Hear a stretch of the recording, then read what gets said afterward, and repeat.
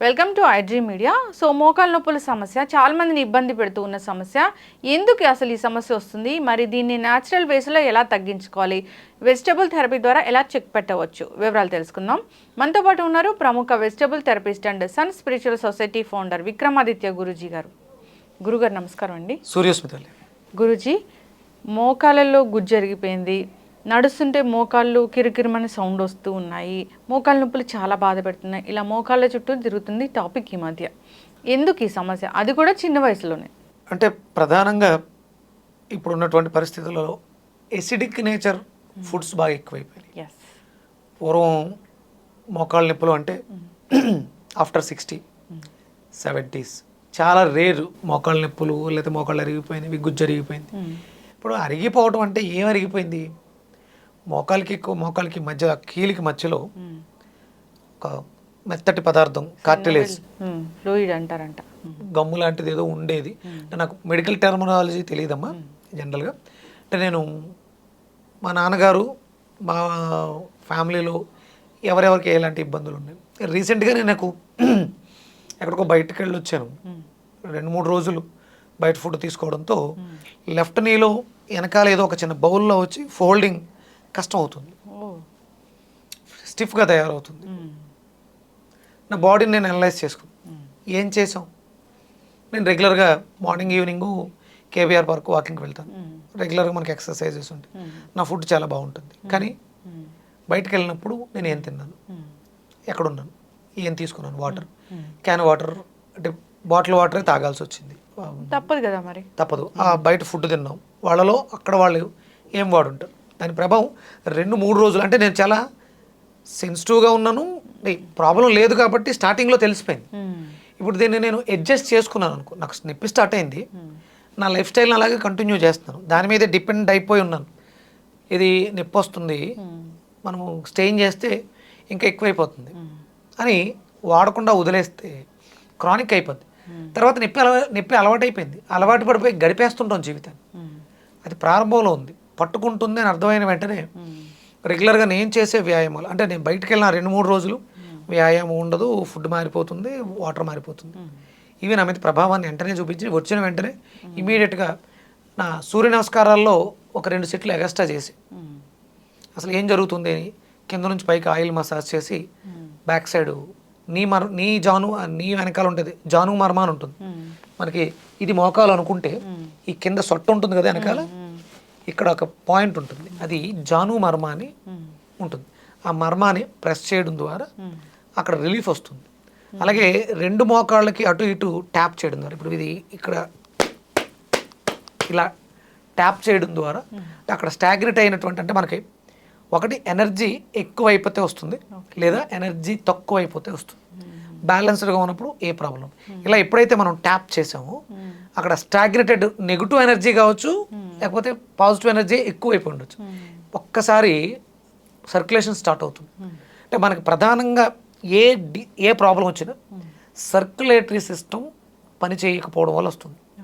అక్కడ రక్తం గడ్డగట్టడం కానీ, ప్రాణశక్తి అధికంగా పెరిగిపోవడం కానీ ఇవన్నీ జరుగుతాయి. ఎప్పుడైతే మనం ఇలా చేసామో సర్క్యులేషన్ పెరిగి, బ్లడ్ సర్క్యులేషన్ పెరిగింది, అక్కడ రిపేర్ జరగాలి, సెల్ఫ్ హీలింగ్ జరగాలి. ప్రతి మనిషి శరీరంలోనూ సెల్ఫ్ హీలింగ్ టెక్నిక్ అనేది ఒకటి ఉంటుంది. దానికి మనం అవకాశాన్ని ఇవ్వాలి, దానికి కావలసిన పోషకాలు అందివ్వాలి. ఇప్పుడు ఇలా చేసిన తర్వాత శుభ్రంగా చల్లటి నీళ్ళతో స్నానం చేసాం. అంటే వ్యాయామం తర్వాత ఒక 1/2 అన్ అవర్ ఆగి స్నానం చేస్తే స్వాంతన వస్తుంది, రిలీఫ్ వస్తుంది, రిలాక్సేషన్ వస్తుంది, సర్క్యులేషన్ స్టార్ట్ అవుతుంది.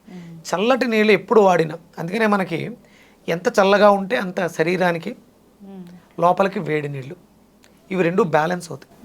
ఎట్లా గురువుగారు? వేడి నీళ్ళు లోపలికి, చల్ల నీళ్ళు పైకి శరీరానికి. చల్ల నీళ్ళు ఎప్పుడైతే పోసామో, నొప్పి వస్తున్న చోట పోస్తే అక్కడ ఉన్నటువంటి బ్లడ్ అంతా కూడా రివర్స్ వెళ్ళిపోతుంది. మోకాలు నొప్పి వస్తుంది, మోకాల మీద డైరెక్ట్ వేసాం, కింద ఉన్న రక్తం కిందకి, పైన ఉన్న రక్తం పైకి వెళ్ళిపోయింది. అప్పుడు మళ్ళీ రక్తం దగ్గరికి రావడం మొదలుపెట్టింది. ఈ వచ్చే రక్తం ఎలా ఉంటుంది, కొంచెం నుల్లి వెచ్చగా ఉంటుంది. మళ్ళీ అక్కడికి వచ్చింది, మళ్ళీ మనం వాటర్ పోసాం, మళ్ళీ అయింది. అంటే డ్యామేజ్డ్ సెల్స్ కావచ్చు, అన్హెల్దీ సెల్స్ కావచ్చు, ఫిల్టరేషన్కి పైకి వెళ్ళిపోయినాయి. అక్కడికి వచ్చే రక్తం ఫ్రెష్గా రావడం వల్ల నొప్పులు తగ్గే అవకాశం ఉంటుంది. అందుకని మనకి కాపడం పెట్టుకుంటే కొంచెం రిలీఫ్ వచ్చినట్టు ఉంటుంది. అంటే చాలామంది వేడి నీళ్ళు కాపురం పెడతారు, మంచిదే, కానీ ముందు చల్లైన నీళ్ళతో పెడితే అక్కడ ఉన్నటువంటి రక్తం అంతా కూడా వెనక్కి వెళ్ళిపోయి వేడి నీళ్ళు పెట్టినప్పుడు మళ్ళీ రక్తం అక్కడికి వస్తుంది. ఇలా నెంబర్ ఆఫ్ సైకిల్స్ జరగటం వల్ల అక్కడ ఫ్రెష్ బ్లడ్ తయారై ఫ్రెష్ సెల్స్ ఉండి రిజునవేట్ చేస్తాయి. అక్కడ ఏదైతే డ్యామేజ్ అయిందో దాన్ని పునరుత్పత్తి చేయడానికి అవకాశం ఏర్పడుతుంది. ఓకే, ఇప్పుడు మోకాలు నొప్పులు వచ్చాయి, ఇబ్బంది పెడుతున్నాయి అన్నప్పుడు ఎవరైనా కానీ ఏం చేయాలి?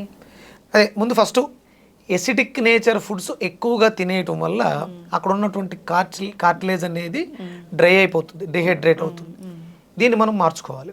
ఇప్పుడు అక్కడ మరి ఆ కార్టిలేజ్ మళ్ళీ పునరుత్పత్తి జరగాలి. దానికి మనం ఏం చేయాలి?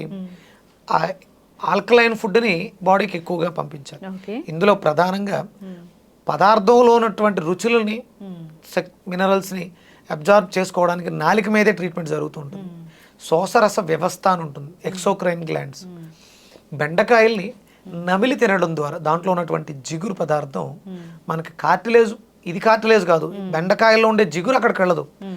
జిగురు పుట్టడానికి కావాల్సిన పోషకాలను శరీరం తయారు చేసుకునే విధంగా బెండకాయలు చేస్తాయి. అంటే పచ్చి బెండకాయలు తినాలంటున్నారు. క్రష్ చేసుకుని నమలాలి, లేదంటే చిన్న చిన్న ముక్కల కింద కట్ చేసి వాటర్లో వేసి ఆ నీటిని మ్యాజిక్ వాటర్ లాగా ఉంది, అది జెల్ లాగా ఫామ్ అవుతుంది. ఆ ముక్కలు నవ్వులుతూ ఆ నీటిని తీసుకోవడం ద్వారా శరీరంలో ఎసిడిక్ నేచర్ని ఆల్కలైన్, ఏ ప్రాబ్లం వచ్చినా ఎసిడిక్ నేచర్ని ఆల్కలైన్ చేయటమే.